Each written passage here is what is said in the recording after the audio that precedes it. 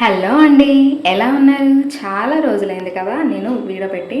Actually రీసెంట్గా మా గుడివాడకి కొంచెం దగ్గరలో అండి, గుడివాడ దాటిన తర్వాత ఏలూరు జిల్లా అండి, వడాలి గ్రామం అనమాట. ఆ ఊరిలో కూడా పూరి జగన్నాథ స్వామి టెంపుల్ ఉందంటే మీరు నమ్ముతారా? నేను ఇప్పటి వరకు చూడలేదండి. యాక్చువల్లీ నిన్నటితో ఏంటంటే ఎవ్రీ ఇయర్ అనేది చేస్తారు కదా వార్షికోత్సవ మహోత్సవాలు అంట. సడన్గా తెలిస్తే రిలేటివ్స్తో కలిసి వెళ్ళాను. అసలు చాలా అంగరంగ వైభవంగా చాలా చేశారండి. ఆ రోజు స్వామివారి పల్లకి ఊరేగింపు ఉందంట. మా అదృష్టం దాంట్లో కూడా మేము పాల్గొన్నాము. గుడి సెట్టింగ్ కానీ, బయట రోడ్డు దగ్గర నుంచే గుడికి వెళ్ళే దారిలో కానీ మొత్తం లైటింగ్స్తో, పల్లెటూరు కదండి, పల్లెటూరు వాతావరణం వేరు కదా, ప్రతి ఒక్కరు కూడా దాంట్లో ఇన్వాల్వ్ అయ్యి అంగరంగ వైభవంగా చేశారు. అది కాకుండా స్వామివారికి ఏంటంటే పవలింపు సేవ కూడా ప్రిపేర్ చేస్తున్నారు ఒక పక్క నుంచి. ఈ పల్లకి ఊరేగింపులో కొంతమంది పాల్గొంటే నెక్స్ట్ వచ్చేసరికి స్వామివారికి పవలింపు సేవ కోసం ఇంకొంతమంది ప్రిపేర్ చేస్తున్నారు.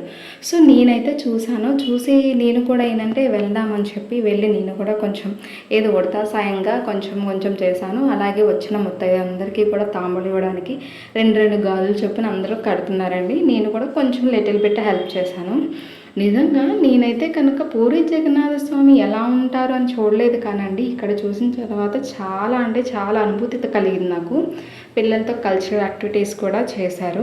ఒక్కొక్కరు భరతనాట్యం, కూచిపూడి అని అక్కడ ఉన్న వాళ్ళతో కూడా చేపించారండి. స్టార్టింగ్ లవకుశ సాంగ్తో మొదలుపెట్టారు. ఆ తర్వాత ఏంటంటే స్వామివార్లకి పూజ చేస్తున్నప్పుడు అందరినీ కూర్చోపెట్టి వరుస పెట్టి బొట్టు పెట్టి గంధం రాసి ముత్తైదులు ఎలా అయితే వస్తామో మనం వాయినం ఇచ్చేటప్పుడు ఎలా చేస్తామో అదే విధంగా చేశారు. ఎలా అయినా సరే పల్లెటూరు పద్ధతులు వేరేలా ఉంటాయి కదా. ఆ గ్రామ ప్రజలందరూ పాల్గొని ఆడవాళ్ళందరూ కలిసి అంగరంగ వైభవంగా చేశారు. కావాలంటే మీరు కూడా మా స్వామివారిని అదేనండి జగన్నాథ స్వామివారి ఎలా ఉంటారో ఒకసారి దర్శించుకోండి.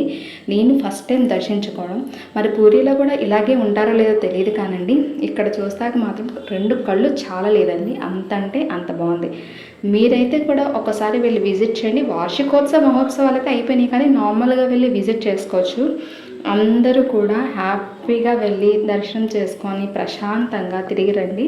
చుట్టూ క్లైమేట్ అనేది అయితే చాలా బాగుంది. అలాగే నెక్స్ట్ డే 4th యాక్చువల్లీ అంటే 4వ తారీఖున అన్న సమారాధన కూడా కండక్ట్ చేసి మొత్తం అంతా ఆ వార్షికోత్సవ మహోత్సవాలు అనేది కంప్లీట్ చేస్తారు. ఇదిగోండి నేను ప్రిపేర్ చేసిన ఆ ఉయ్యాల్లో కొంచెం పాల్గొన్నాను అనమాట. ఏంటంటే హెల్ప్ చేశాను. సబ్స్క్రైబ్.